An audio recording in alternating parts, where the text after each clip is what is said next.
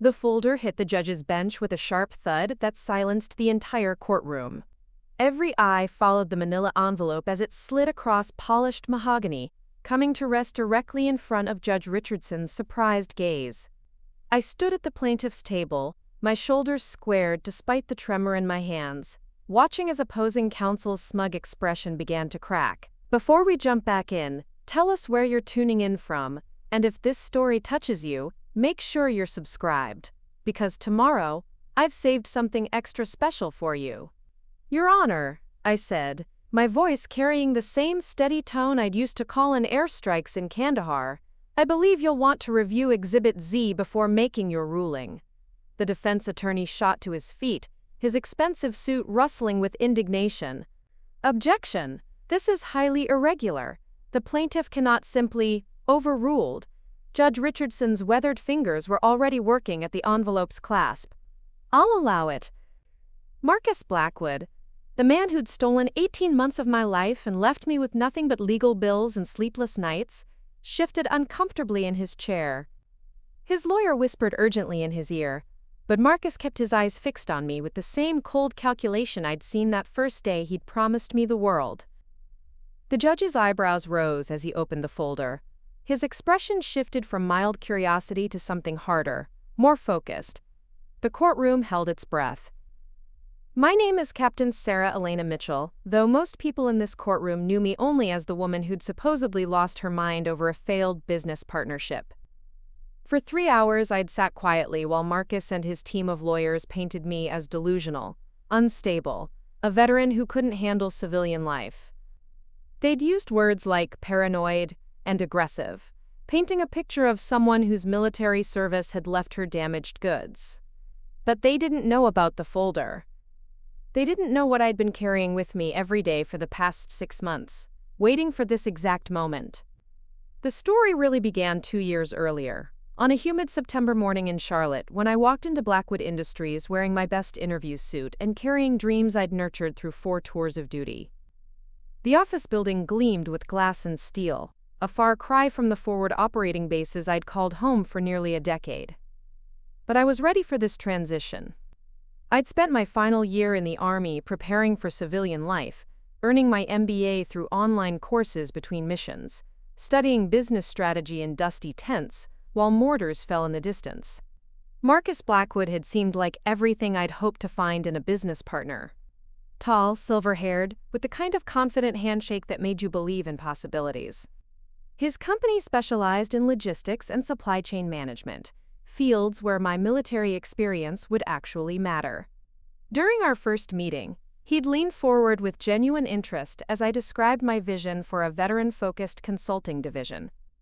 Sarah, he'd said, using my first name with the easy familiarity of someone who'd never had to earn respect through rank and protocol. You're exactly what this company needs. Fresh perspective, military precision, real-world experience. I can see us building something incredible together. The contract he'd offered was generous. A 50-50 partnership in the new division, with my initial investment of $200,000, my entire military savings, accumulated through years of combat pay and careful budgeting, going towards startup costs and office space. In return, I'd serve as managing director while he handled the business development side. It felt like validation, proof that my transition from soldier to businesswoman was going to work. I should have listened to the voice in my head that sounded suspiciously like my old platoon sergeant. Staff Sergeant Rodriguez had always told us to trust our gut, that the same instincts that kept us alive in combat could serve us well in any situation. But I was so hungry for civilian success, so determined to prove that veterans could thrive outside the military, that I ignored the small warning signs. The first red flag appeared during our second week of operation. I developed a detailed project proposal for a major client, complete with timeline, budget projections, and risk assessments. When Marcus presented it to the client, my name was nowhere on the document.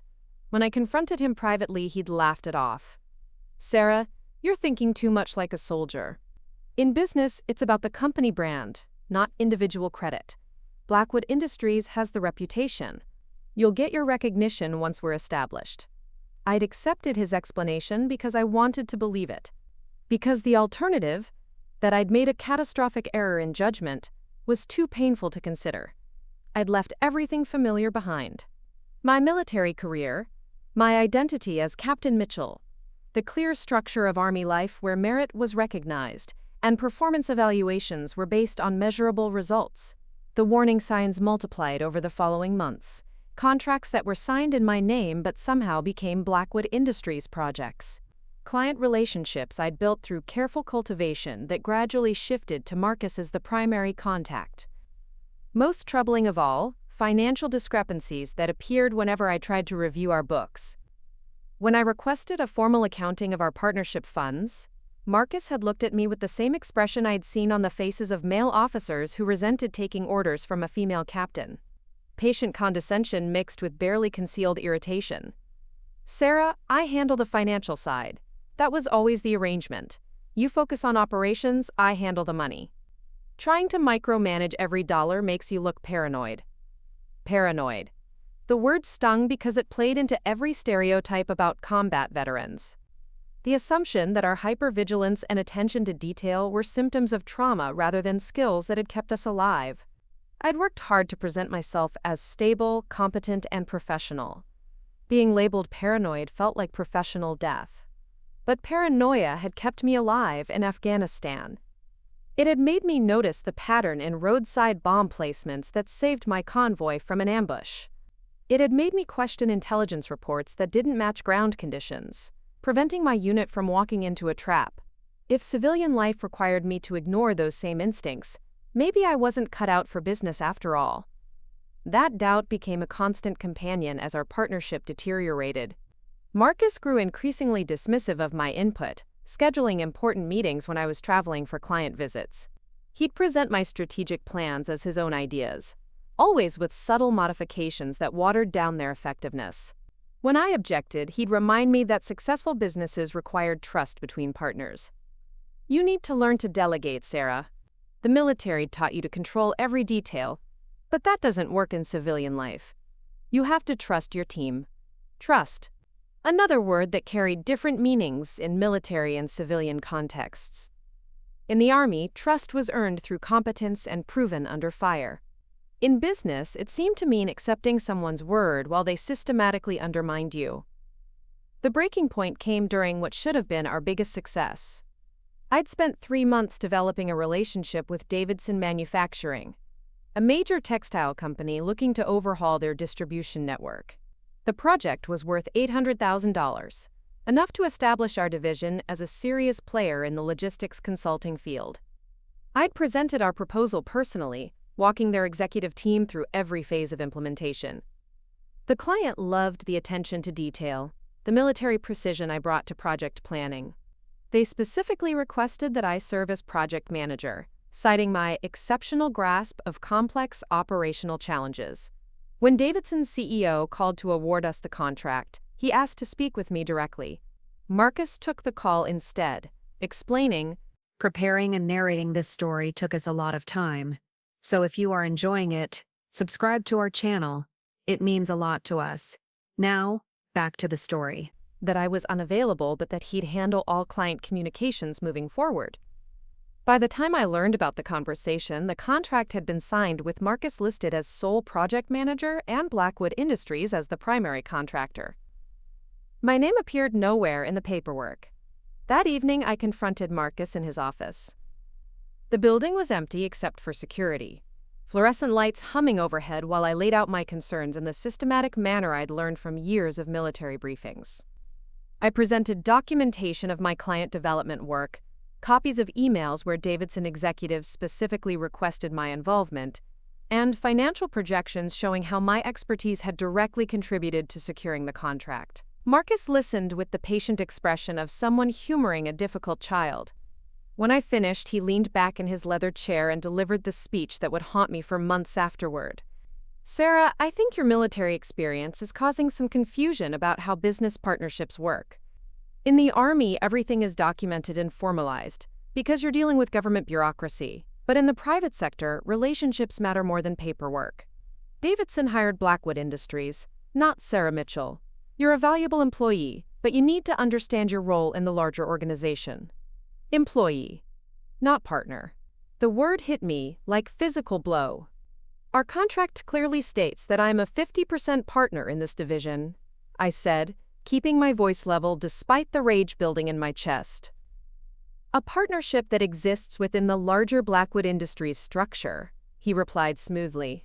You invested in the company, and you'll see returns based on the company's overall performance. But day-to-day operations have to be managed by someone with established client relationships and business experience. I stared at him across the polished expanse of his desk, finally seeing him clearly. The concerned mentor act had been exactly that, an act.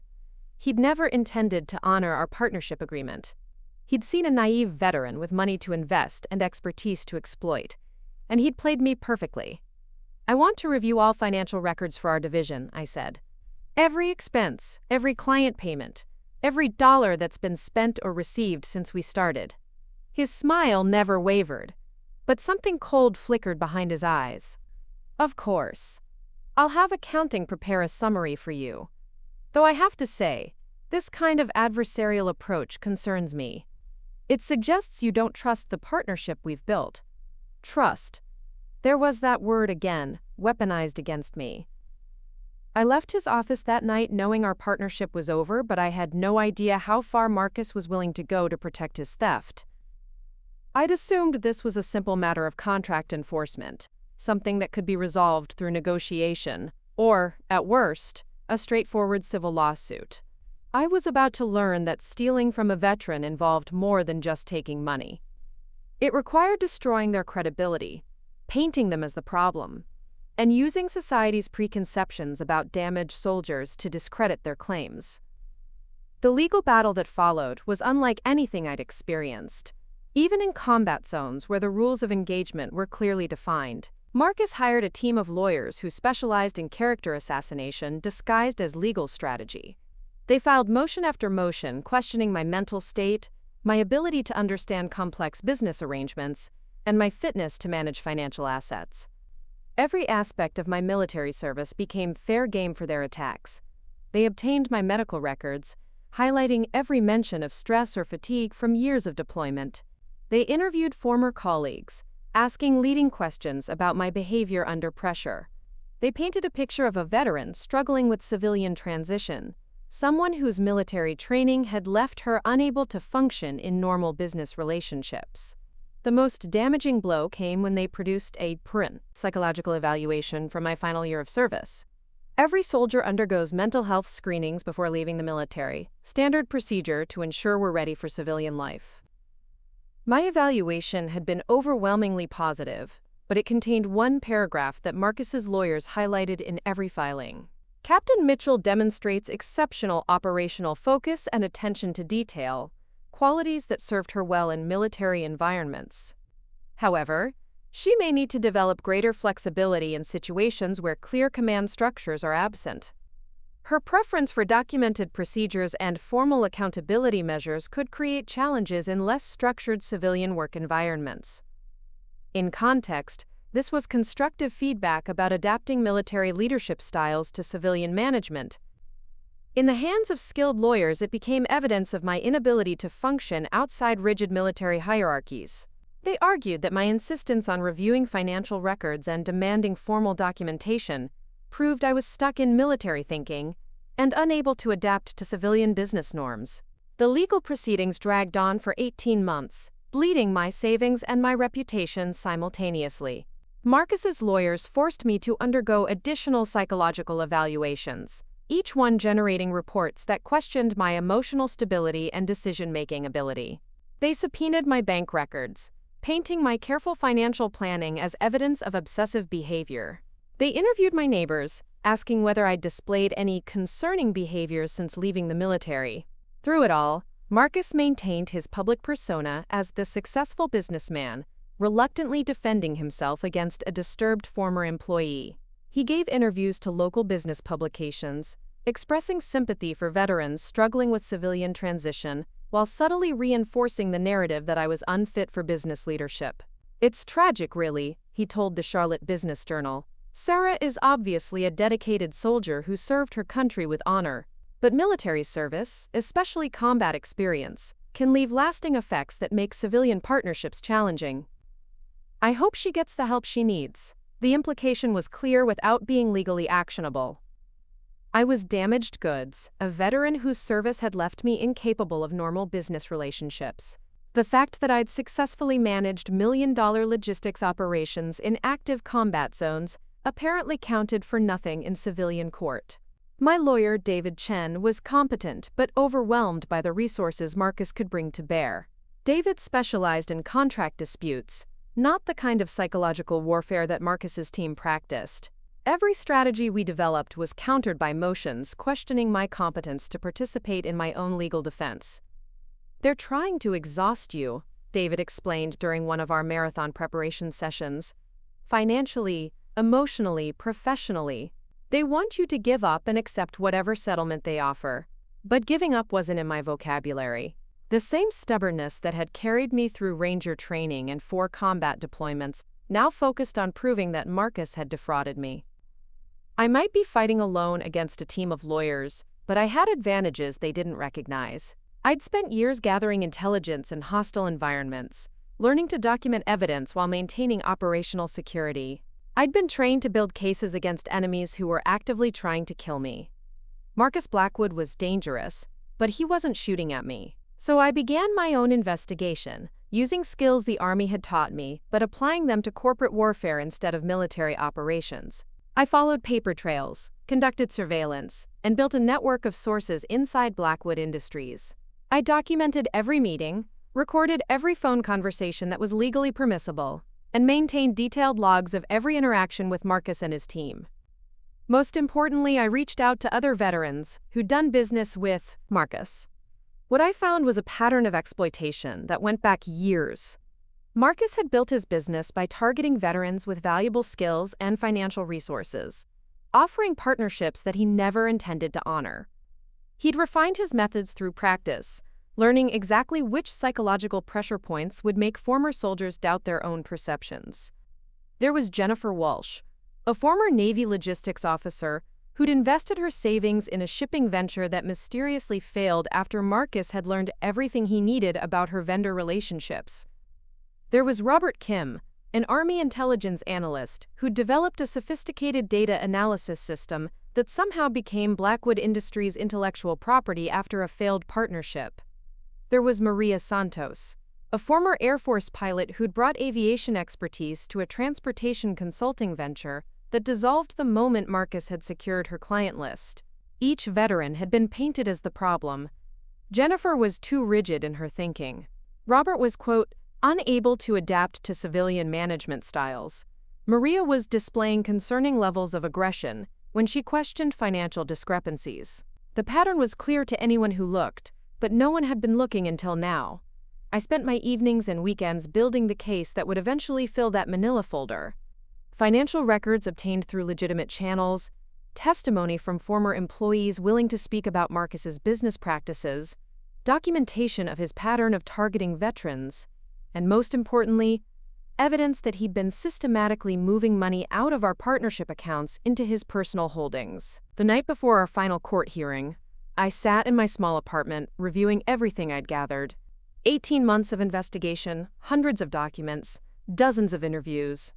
It was the kind of comprehensive intelligence package I'd have been proud to present to a military commander, but I had no idea whether it would matter in civilian court. Marcus had done everything possible to paint me as unreliable and mentally unstable. His lawyers had convinced half the courtroom that I was a damaged veteran pursuing a vendetta against a successful businessman who'd tried to help me.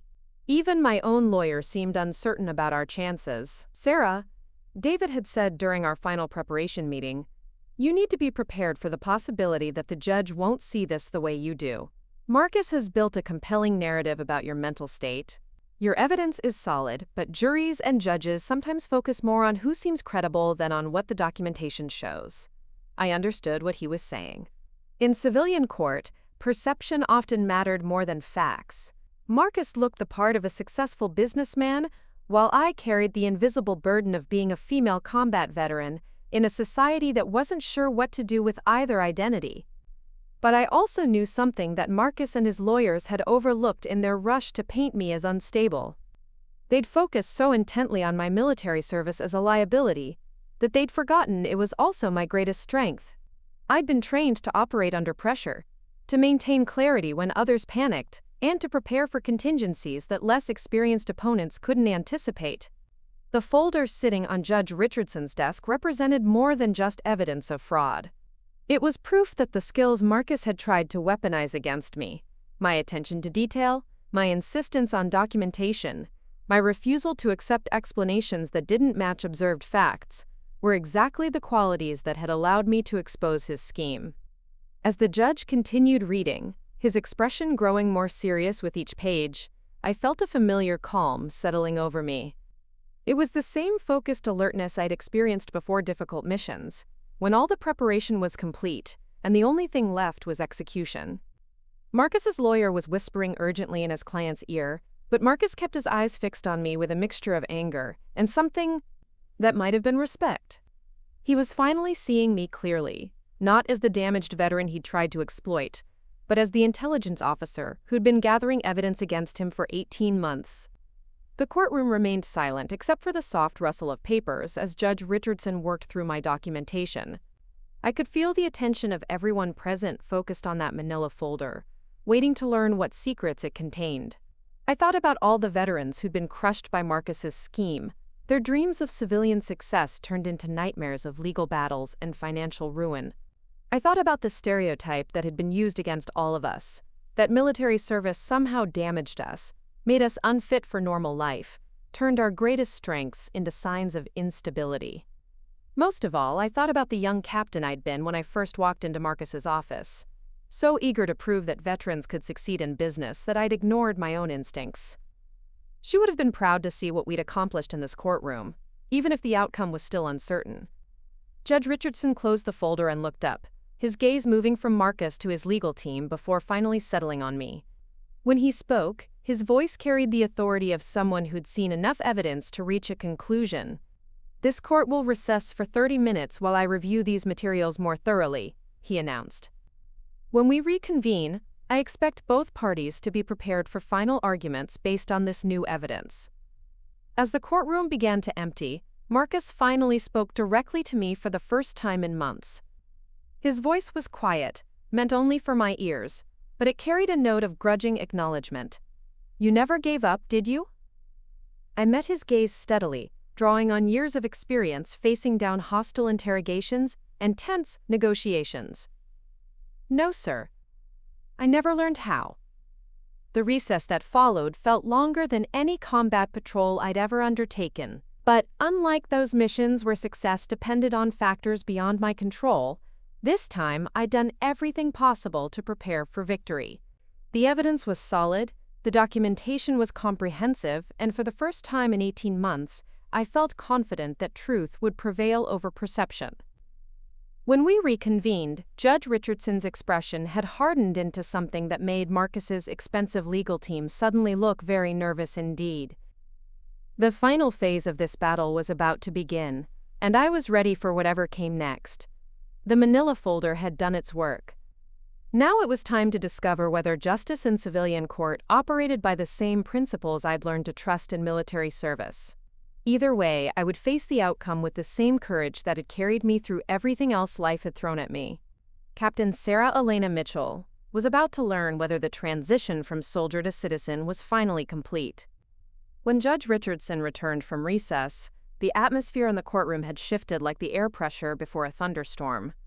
His black robes seemed heavier somehow, and the lines around his eyes had deepened during those 30 minutes he'd spent reviewing my evidence. Marcus's legal team huddled around their table, voices low but urgent, while their client sat rigid in his chair, the confident posture he'd maintained for months finally beginning to crack. I remained standing at the plaintiff's table, my hands clasped behind my back in a position that felt as natural as breathing. Parade rest had been beaten into my muscle memory through countless formations and inspections, and it served me well now when every nerve in my body wanted to vibrate with anticipation. David Chen, my attorney, shuffled through his notes with the frantic energy of someone trying to catch up to events that had moved beyond his preparation. The bailiff called the court to order, and Judge Richardson's voice cut through the tension like a blade through silk. "Ladies and gentlemen, After reviewing the evidence presented in Exhibit Z, this court finds it necessary to address several matters that have come to light regarding the credibility of testimony and the nature of the claims before us. Marcus's lead attorney, Jonathan Pierce, rose with the fluid motion of someone who'd spent decades arguing in courtrooms. His silver hair was perfectly styled, his suit cut to project authority and competence. When he spoke, his voice carried the smooth confidence of a man who'd never doubted his ability to control a narrative. Your Honor, the defense objects to any consideration of materials that were not properly disclosed during discovery. My client has been prejudiced by this surprise introduction of alleged evidence, and we request time to review and respond to these claims. Judge Richardson's response was swift and sharp. Mr. Pierce, your client has had ample opportunity to provide complete financial records during the 18 months this case has been in litigation. The court notes that multiple requests for documentation were met with claims of confidentiality and proprietary information. The plaintiff has now provided materials that directly address those gaps in discovery. I watched Pierce's face carefully, reading the micro-expressions that revealed his growing concern. In Afghanistan, learning to interpret facial cues could mean the difference between successful negotiations and deadly misunderstandings. Pierce was realizing that his strategy of painting me as an unstable veteran had backfired spectacularly. By emphasizing my military background as a liability, he'd made the judge more interested in understanding exactly what kind of soldier I'd been. Furthermore, Judge Richardson continued, this court has taken the liberty of conducting its own review of Captain Mitchell's military service record, which is a matter of public documentation. Mr. Pierce, your characterization of the plaintiff as someone incapable of understanding complex business arrangements appears to be at odds with her demonstrated ability to manage multi-million-dollar logistics operations in active combat zones. The word captain hung in the air like a physical presence. For 18 months, I'd been referred to as Ms. Mitchell, or simply the plaintiff, my military rank erased as if it had never existed. Hearing Judge Richardson use my proper title felt like putting on a uniform that had been missing from my closet. Marcus shifted uncomfortably in his chair, and I could see him whispering to Pierce with increasing urgency. They'd built their entire defense around the assumption that civilian authority figures would view my military service as a mark against me, rather than an indicator of competence. Judge Richardson was clearly operating from a different perspective. Your Honor, Pierce tried again, his voice carrying a note of desperation that hadn't been there before. The defense maintains that Captain Mitchell's military experience, while admirable, does not translate to civilian business acumen. Combat leadership and corporate partnership require entirely different skill sets. Indeed they do, the judge replied dryly. Combat leadership requires the ability to make life-and-death decisions under extreme pressure, while managing complex logistics and maintaining clear communication with multiple stakeholders. Corporate partnership requires trust, transparency, and adherence to contractual obligations. Captain Mitchell appears to have demonstrated the first set of skills quite effectively. The question before this court is whether Mr. Blackwood has demonstrated the second. I felt a surge of vindication that I struggled to keep from showing on my face. The judge understood what Pierce and Marcus had missed entirely. My military experience wasn't a liability that made me unfit for business. It was a qualification that made me uniquely capable of recognizing and documenting fraud. David Chen rose beside me, his earlier nervousness replaced by the kind of confidence that comes from suddenly realizing you're on the winning side. Your Honor, the plaintiff requests permission to walk the court through the evidence contained in Exhibit Z, with particular attention to the financial discrepancies that Captain Mitchell's investigation has uncovered. Permission granted, Judge Richardson said. Captain Mitchell, please proceed.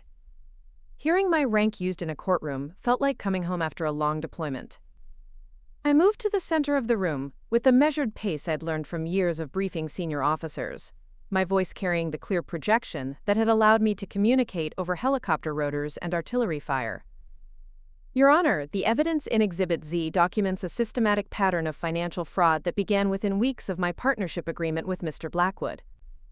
Using techniques I learned in military intelligence gathering, I've been able to trace the movement of funds from our joint partnership accounts into Mr. Blackwood's personal holdings.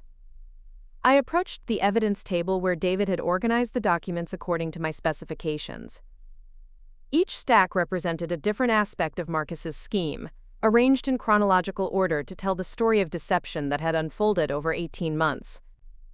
The first section contains bank records showing initial deposits from my military savings account, totaling $200,000, into the partnership account established for our logistics consulting division. As you can see from the timestamps, these deposits occurred exactly as specified in our partnership agreement. Judge Richardson followed along with his copy of the documentation, his expression growing more serious as he reviewed the financial timeline. Continue, Captain. The second section shows the beginning of unauthorized transfers. Starting in month 2 of our partnership, Mr. Blackwood began moving funds from our partnership account into a separate account controlled solely by Blackwood Industries. The transfers were disguised as operational expenses, but the amounts don't correspond to any legitimate business costs. I moved to the next stack of documents, my presentation as methodical as any intelligence briefing I'd delivered to commanding officers. These transfers accelerated significantly after we secured the Davidson manufacturing contract. Within 2 weeks of signing that $800,000 agreement, Mr. Blackwood had moved nearly half of our initial capital into accounts that I had no access to or knowledge of. Marcus's face had gone pale, and Pierce was frantically scribbling notes on a legal pad. They'd assumed that my insistence on detailed financial documentation was a sign of paranoid behavior, but it had actually allowed me to build an airtight case against their client. The third section contains correspondence between Mr. Blackwood and his personal accountant, obtained through legitimate discovery requests. These emails specifically discuss strategies for managing the veteran partner and ensuring that partnership assets could be repositioned for maximum corporate benefit. Judge Richardson's eyebrows rose as he read through the email exchanges. The language was damning, showing clear premeditation in Marcus's scheme to defraud me. More importantly, the emails revealed his attitude toward veterans in general, referring to us as easy targets, who could be managed through appropriate psychological pressure. Your Honor, I continued, the fourth section documents Mr. Blackwood's pattern of targeting other veterans with similar schemes. I've identified 6 other former service members who entered into partnerships with Blackwood Industries over the past 5 years. In each case, the veteran's expertise and financial investment were absorbed into the larger company, while the individual was systematically excluded from decision-making and profit-sharing. This was the evidence I was most proud of, the result of months of investigation that had required all the skills I'd learned in military intelligence work. Finding the other veterans had been like tracking insurgent cells, following networks of connections and building trust with sources who had every reason to stay silent. Jennifer Walsh had been the hardest to locate, but her story was also the most compelling. A former Navy logistics officer who'd invested her entire disability settlement in a shipping venture that Marcus had promised to develop. When the partnership dissolved, she'd been left with nothing but legal bills and a reputation for being, quote, difficult to work with. Jennifer Walsh invested $150,000 in a shipping consultation partnership with Mr. Blackwood in 2019, I explained. Like my own experience, Ms. Walsh found herself systematically excluded from business decisions despite her expertise in maritime logistics. When she attempted to review financial records, Mr. Blackwood's team suggested she undergo psychological evaluation for paranoid tendencies. Robert Kim's case followed the same pattern. An Army intelligence analyst who'd developed sophisticated data analysis software, he'd been recruited by Marcus for a technology consulting venture. Within 6 months, his software had been integrated into Blackwood Industries operations while Robert himself was phased out of the partnership. Mr. Kim's technical innovations are still being used by Blackwood Industries, I told the court. However, he receives no compensation for software that generates significant revenue for the company. When he demanded royalties, he was told that his military background made him unsuitable for ongoing technical collaboration.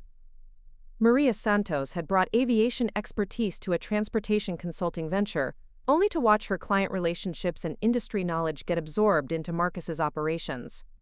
Her attempts to enforce their partnership agreement had been met with suggestions that her, quote, aggressive communication style was evidence of post-traumatic stress. The pattern is consistent across all 6 cases, I concluded. Mr. Blackwood specifically targets veterans with valuable skills and financial resources. He offers partnerships that he never intends to honor, then uses societal prejudices about military service to discredit his victims when they attempt to seek justice. Judge Richardson set down the documents and looked directly at Marcus for the first time since I'd begun my presentation. Mr. Blackwood, this court finds the evidence presented by Captain Mitchell to be both comprehensive and compelling. The financial documentation alone suggests serious criminal fraud, but the pattern of targeting veterans adds an additional dimension that this court finds particularly troubling. Marcus finally spoke, his voice lacking the smooth confidence he displayed throughout the earlier proceedings. Your Honor, these are gross mischaracterizations of legitimate business decisions.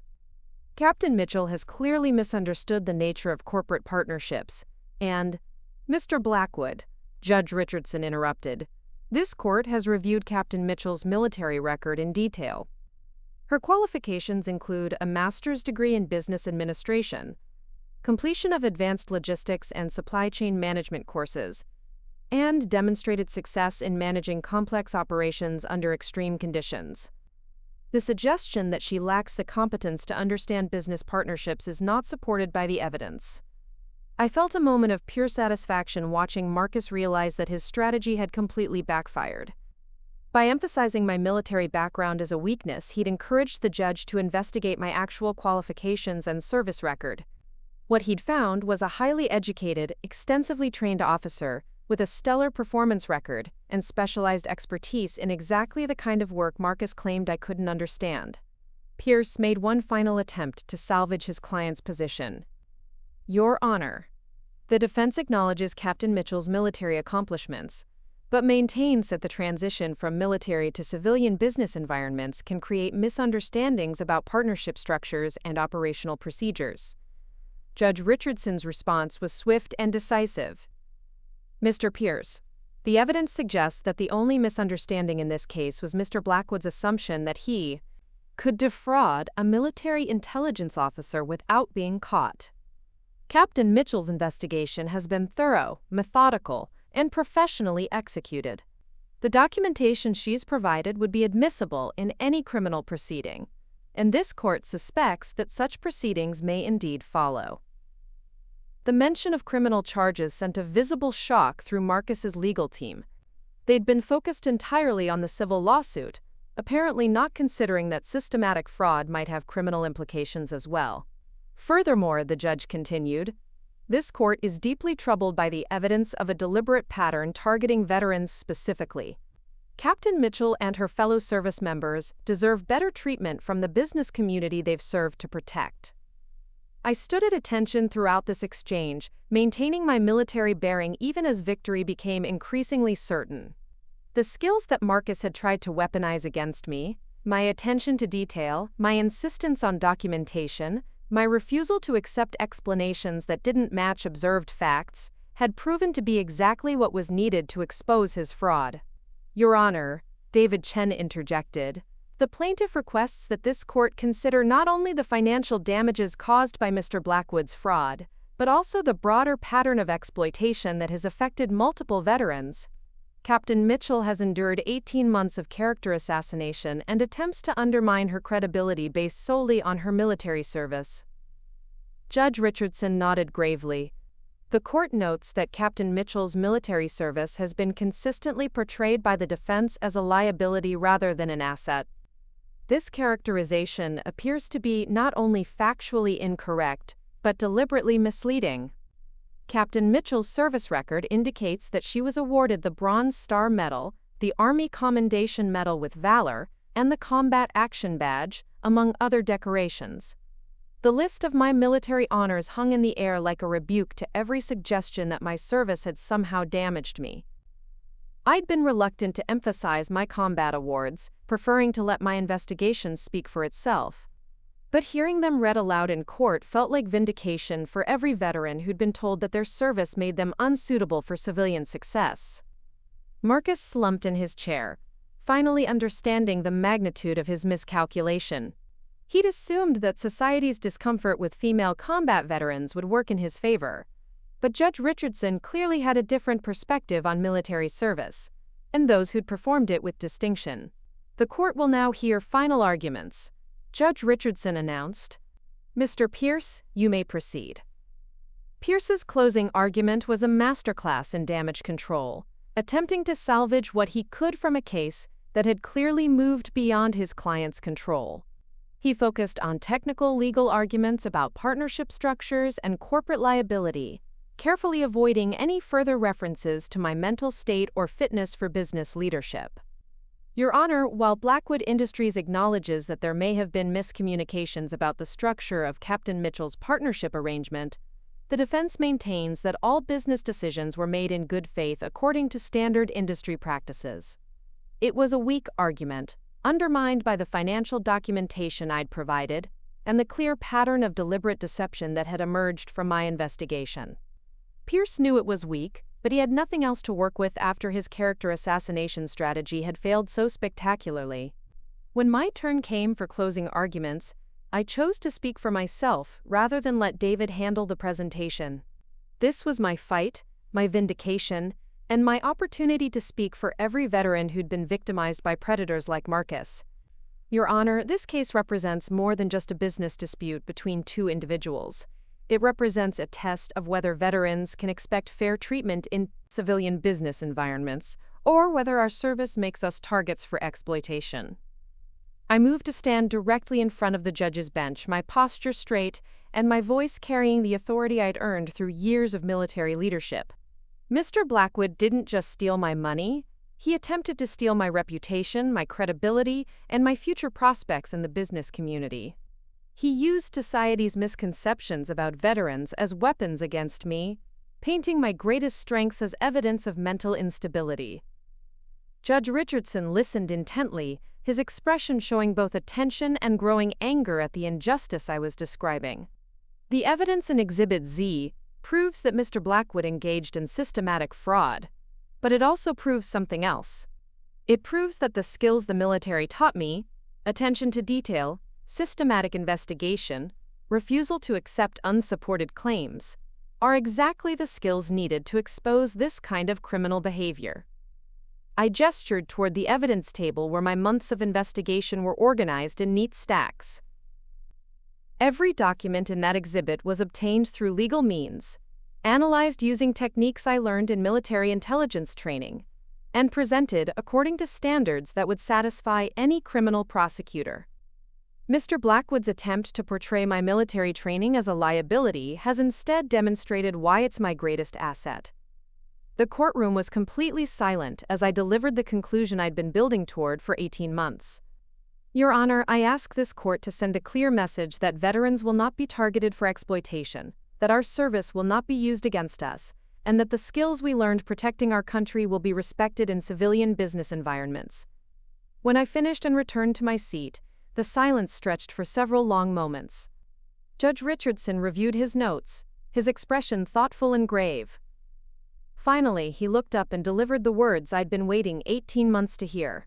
This court finds in favor of the plaintiff on all counts. The evidence presented by Captain Mitchell demonstrates clear and convincing proof of systematic fraud, breach of contract, and deliberate misrepresentation. Mr. Blackwood will be required to restore all partnership funds plus damages, and this court will be referring this matter to the District Attorney's Office for potential criminal prosecution. The gavel fell with the finality of justice served, but Judge Richardson wasn't finished. Furthermore, this court wishes to commend Captain Mitchell for the professionalism and thoroughness of her investigation. Her military training has clearly served her well in civilian life, contrary to the defense's attempts to suggest otherwise. Victory felt different than I'd expected. Not the explosive relief of surviving combat, but the quiet satisfaction of a mission completed successfully. I'd proven that veterans could thrive in civilian business environments, that our skills were assets rather than liabilities, and that attempts to exploit us would be met with the same determination we'd brought to defending our country. As the courtroom began to empty, Marcus approached my table one final time. His earlier arrogance had been replaced by something that might have been respect, tinged with the bitter recognition of complete defeat. "You never gave up," he said quietly, echoing his words from the recess. "No, sir," I replied, meeting his gaze steadily. "And I never will." The investigation that had filled that manila folder represented more than just evidence of fraud. It represented proof that the transition from soldier to citizen didn't require abandoning the skills that had made us effective in military service. Instead, it meant learning to apply those skills in new environments where they were just as valuable and just as necessary. Walking out of that courthouse, I carried with me not just legal victory, but something more important: validation that Captain Sarah Elena Mitchell had successfully completed her most challenging mission yet. The battle for justice in civilian court had been won using the same principles that had guided me through combat zones: thorough preparation, systematic execution, and absolute refusal to surrender in the face of overwhelming opposition. The real victory wasn't the money I'd recover, or even the criminal charges that would follow. It was the precedent established that veterans could expect fair treatment in civilian business environments, and that our military training was an asset to be respected, rather than a liability to be exploited. As I stepped into the afternoon sunlight outside the courthouse, I thought about all the veterans who would benefit from this victory: Jennifer Walsh, Robert Kim, Maria Santos, and countless others who'd been told that their service made them unsuitable for civilian success. Today's ruling had proven that narrative false and established a new standard for how veterans should be treated in business relationships. The folder that had started this confrontation now sat empty on the courthouse table behind me, its contents having served their purpose. But the skills that had filled it, the attention to detail, the systematic investigation, the refusal to accept unsupported claims, would continue serving me in whatever challenges lay ahead. Captain Sarah Elena Mitchell had successfully transitioned from soldier to citizen, not by abandoning her military identity, but by proving its value in civilian contexts. The battle was over, the mission complete, and the future full of possibilities that no one could take away. The morning after the verdict arrived with a clarity I hadn't experienced in 22 months. Sunlight streamed through the windows of my small apartment, illuminating dust motes that danced like golden confetti celebrating justice finally served. My phone had been buzzing since 6 a.m. with calls from reporters, other veterans, and lawyers representing people who'd heard about the case. But I sat in my kitchen drinking coffee from a chipped mug that had traveled with me from Fort Campbell to Kandahar to civilian life, savoring the quiet before the storm of attention that was coming. The local news had picked up the story overnight.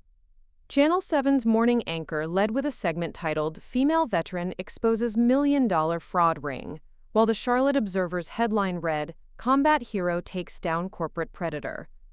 The coverage felt surreal, seeing my military portrait displayed alongside courtroom sketches and photographs of Marcus being led away in handcuffs after the criminal charges were filed within hours of Judge Richardson's ruling. David Chen called at 7:30. His voice carrying an excitement I'd never heard during our 18 months of legal warfare. "Sarah, my phone hasn't stopped ringing. Every news outlet in the state wants to interview you, and I've already fielded calls from 3 different law firms wanting to represent other veterans who think they've been similarly defrauded." I listened while scrolling through email messages that had flooded my inbox overnight. Veterans from across the country were reaching out, sharing stories that followed the same terrible pattern Marcus had perfected. Former Marines who'd lost their disability benefits to fraudulent investment schemes. Army Rangers whose security consulting businesses had been absorbed by larger companies through deceptive partnerships. Navy SEALs whose technical innovations had been stolen by civilian contractors who'd promised them equity and delivered exploitation. "David, I need you to start a case file for Jennifer Walsh. She wants to pursue criminal charges against Marcus for the shipping venture fraud. And prepare documentation for Robert Kim and Maria Santos, too. They're ready to come forward now that they've seen what's possible." The ripple effect was beginning, and I could feel the momentum building like the rumble of distant artillery that warned of incoming fire. Marcus Blackwood's conviction would be just the beginning of a much larger reckoning for predators who'd been targeting veterans with impunity. My doorbell rang at 8:15, and I opened it to find Jennifer Walsh standing on my doorstep holding a bakery box and wearing a smile that transformed her entire face. When I'd first contacted her during my investigation, she'd been reluctant to speak, beaten down by years of being told that her Navy training made her difficult and unrealistic in civilian business settings. The woman at my door looked nothing like the defeated person I'd interviewed over coffee 6 months earlier.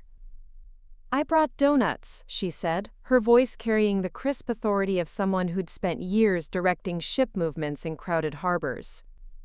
"And I wanted to thank you for giving me my voice back." We sat at my kitchen table while Jennifer shared what had happened to her since the verdict became public. Her former business partners at the shipping company had already reached out through lawyers, apparently concerned about their own legal exposure now that Marcus's methods were under criminal investigation. The bank that had foreclosed on her house was reviewing the circumstances of her loan default, and she'd been contacted by a maritime consulting firm that wanted to discuss legitimate partnership opportunities. "I watched the news coverage last night," Jennifer said, tearing a glazed donut into precise pieces that revealed her military precision even in casual moments. "When that reporter described you as a decorated combat veteran who'd used military intelligence techniques to expose corporate fraud, I actually cheered out loud. For months I believed there was something wrong with me because I couldn't just accept Marcus's explanations and move on. I understood that feeling completely. The gaslighting had been systematic and professional, designed to make us doubt our own perceptions and accept responsibility for situations that were entirely beyond our control. There was never anything wrong with you, Jennifer. Or any of us. We were targeted specifically because of our strengths, not our weaknesses." She nodded, but I could see tears threatening at the corners of her eyes. "I lost my house, Sarah. My credit was destroyed. I spent 3 years believing that I was just another veteran who couldn't handle civilian life.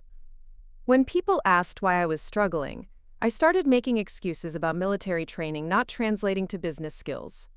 I internalized their narrative about us." The pain in her voice was familiar, the same doubt that had crept into my own thoughts during the darkest moments of my legal battle with Marcus. The most insidious part of his scheme wasn't the financial theft, but the psychological warfare that convinced his victims they deserved what happened to them.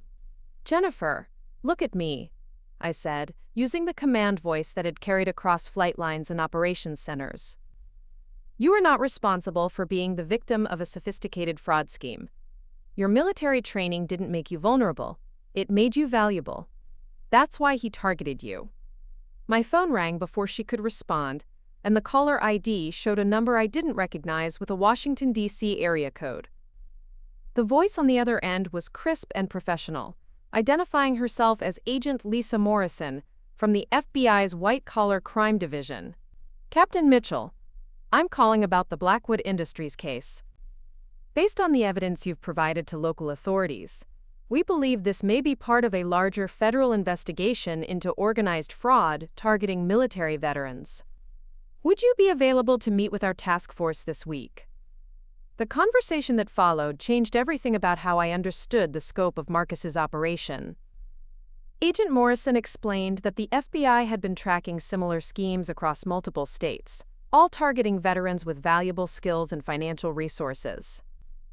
Marcus's operation in Charlotte was part of a network that stretched from California to Virginia, with connections to shell companies and offshore accounts that suggested coordination at the highest levels.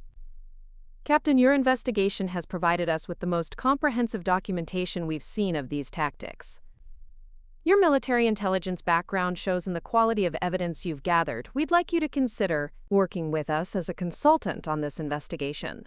After I hung up, Jennifer stared at me with something approaching awe.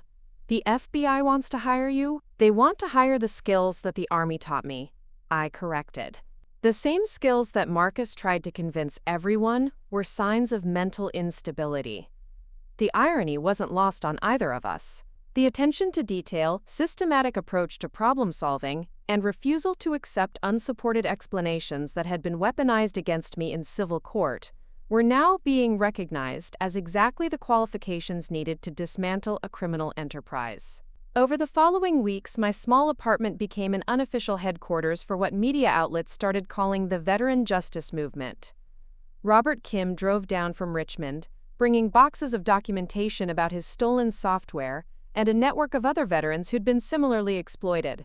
Maria Santos flew in from Phoenix with evidence of aviation industry fraud that reached into defense contracting circles. Each new case revealed additional layers of a scheme that had been operating for nearly a decade. The meetings around my kitchen table felt like mission planning sessions, complete with wall maps, evidence timelines, and action item assignments. We approached the investigation with military precision, dividing responsibilities according to our individual expertise, and maintaining operational security that would have impressed our former commanding officers. Robert handled the technical analysis, using his Army intelligence background to trace digital footprints and uncover electronic evidence that civilian investigators had missed. Maria focused on aviation and transportation fraud, leveraging her pilot training and knowledge of defense industry practices to identify patterns that had escaped notice. Jennifer coordinated with maritime industry contacts, building cases that reached into shipping companies and port authorities across the eastern seaboard. My role evolved into something between intelligence officer and operations coordinator, synthesizing information from multiple sources and maintaining liaison with federal investigators who were increasingly impressed by the quality of evidence we were producing. Agent Morrison visited twice a week, each time leaving with additional documentation that strengthened the federal case against what was clearly a sophisticated criminal organization. "You're running this investigation better than most federal task forces I've worked with," she told me during one of our evening briefings. "Your team's military background shows in everything from documentation standards to operational security. We've never seen civilian victims organize themselves this effectively." The comment highlighted something important about what we were accomplishing. We weren't just seeking individual justice for specific crimes. We were demonstrating that military training produced exactly the skills needed for complex civilian challenges. Every case we cracked, every connection we uncovered, every piece of evidence we developed proved that veterans were assets to civilian society rather than liabilities requiring management. The media attention intensified as our investigation expanded. National news programs started featuring segments about veteran fraud, with my case serving as the primary example of both the problem and the solution. The narrative that emerged was powerful and clear. Veterans were being systematically targeted by criminals who exploited societal prejudices about military service, but those same veterans possessed the skills necessary to fight back effectively. I found myself giving interviews to reporters who seemed genuinely surprised by my articulate explanations of complex financial crimes and systematic evidence analysis. The stereotype of the damaged veteran struggling with civilian transition was so deeply embedded in media coverage that my competence appeared to be newsworthy in itself. During one particularly frustrating television interview, the host kept steering the conversation toward my recovery from military service and my adjustment to civilian life. Finally, I interrupted him with the kind of direct communication that had served me well in military briefings. "Sir, with respect, you're operating from a flawed premise. I didn't need to recover from military service or adjust to civilian life. I needed to find civilian environments that recognize the value of military training. This investigation succeeded because I applied Army intelligence techniques to corporate fraud, not despite my military background." The clip went viral on social media, with veterans across the country sharing it as validation of their own experiences trying to translate military skills into civilian careers. The hashtag veteran strength started trending, with thousands of posts showcasing successful transitions that leveraged military training rather than apologizing for it. Corporate response to our investigation was swift and defensive. Industry associations issued statements about the importance of due diligence in business partnerships, carefully avoiding any acknowledgement that veterans had been specifically targeted. Several companies quietly settled with veterans who'd contacted lawyers after hearing about our cases, apparently preferring financial resolution to public scrutiny of their business practices. Marcus's criminal trial began 6 months after my civil victory, and I testified as the prosecution's primary witness in a federal courtroom that felt entirely different from the local venue where this journey had started.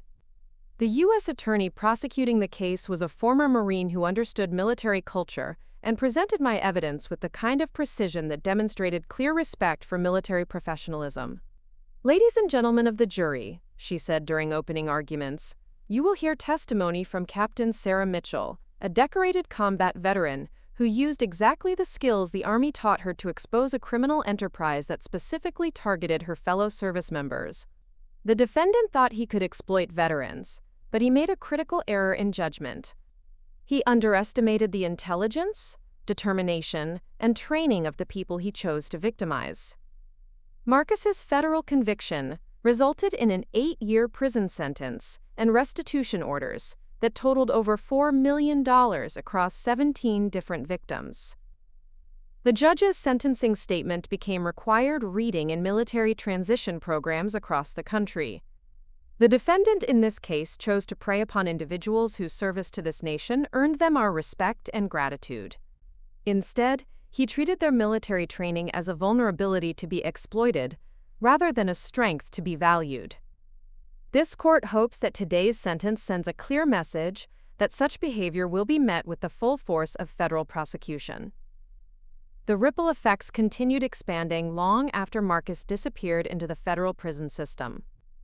The FBI task force I'd joined as a consultant evolved into a permanent unit focused on crimes targeting veterans, with me serving as a senior analyst applying military intelligence techniques to white-collar criminal investigations. The work felt like a natural extension of my military service, protecting fellow veterans instead of protecting foreign civilians, but using the same skills and maintaining the same mission focus. Congress passed legislation increasing penalties for crimes targeting veterans and requiring federal coordination of investigations into systematic fraud schemes.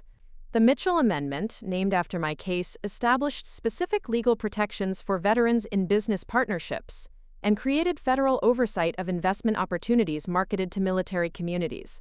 Jennifer Walsh started her own maritime consulting firm, this time with legal protections and federal oversight that ensured her expertise would be valued rather than exploited.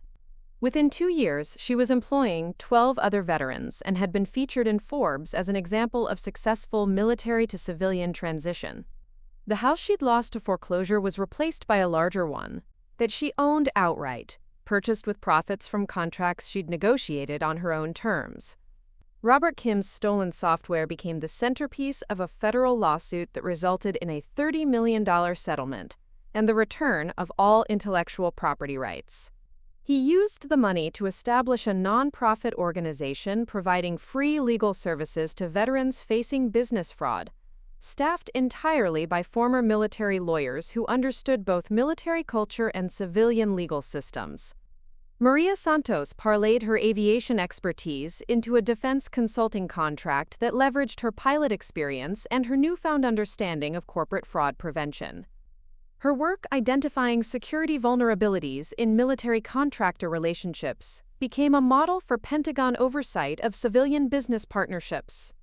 The apartment where this journey had begun was replaced by a house with enough space for a proper home office and a conference room where the informal Veteran Justice Network could meet regularly. The kitchen table that had served as our operations center became a piece of furniture in a guest room, but I kept it as a reminder of how powerful things could grow from humble beginnings. The wall of my new office displayed framed copies of military commendations alongside news clippings about the veteran fraud investigation and photographs from the congressional hearing where I'd testified about the need for federal protections. The Bronze Star Medal hung next to a letter from Agent Morrison, thanking me for my work with the FBI task force. Military service and civilian achievement were integrated, rather than competing aspects of my identity. 5 years after that manila folder hit Judge Richardson's bench, I received a call from a young Army captain preparing to leave military service and transition to civilian business. She'd heard about my case through military transition programs and wanted advice about evaluating business partnership opportunities. "Ma'am, I've been offered a position with a consulting firm that seems almost too good to be true. They're specifically recruiting veterans and talking about how much they value military leadership experience. But after learning about your case, I'm wondering if I should be more suspicious." I smiled, remembering my own naive enthusiasm when Marcus had first presented his partnership offer. But this young captain was asking the right questions and approaching civilian transition with appropriate caution informed by hard-won knowledge about predatory business practices. "Captain, trust your instincts. If something seems too good to be true, investigate thoroughly before committing. Get everything in writing. Review all financial arrangements with independent legal counsel, And remember that legitimate business partners will welcome your questions rather than discouraging them. The conversation reminded me that victory in individual cases was meaningful, but systemic change required ongoing education and advocacy. The skills that military service had taught us weren't just valuable for exposing fraud after it occurred, they were essential for preventing exploitation in the first place. The Veteran Fraud Task Force had evolved into a comprehensive support network that provided legal assistance, business guidance, and peer mentoring for transitioning service members. What had started as my personal quest for justice had become a movement that protected thousands of veterans from the kind of exploitation that Marcus had perfected. Standing in my office that evening, looking at the evidence of what we'd accomplished together, I felt the deep satisfaction that comes from missions completed successfully. The transition from Captain Sarah Mitchell to civilian Sarah Mitchell was finally complete, not because I'd abandoned my military identity, but because I'd found ways to apply military skills in civilian contexts that valued and respected them. The manila folder that had changed everything sat in a frame on my bookshelf, empty now but representing the moment when 18 months of systematic investigation had transformed personal victimization into systemic justice. The folder was empty, but the skills that had filled it continued serving new missions in an ongoing war against those who would exploit the people who'd served our country. The young captain I'd spoken with would enter civilian life with knowledge and protections that hadn't existed when I'd made my own transition. She would approach business partnerships with appropriate caution, ask the right questions, and recognize red flags that might have escaped earlier generations of veterans. That progress represented the real victory, beyond individual court cases or financial settlements. We'd changed the narrative about veterans in civilian business environments, proving that military training was an asset rather than a liability, and establishing systems that would protect future generations of transitioning service members.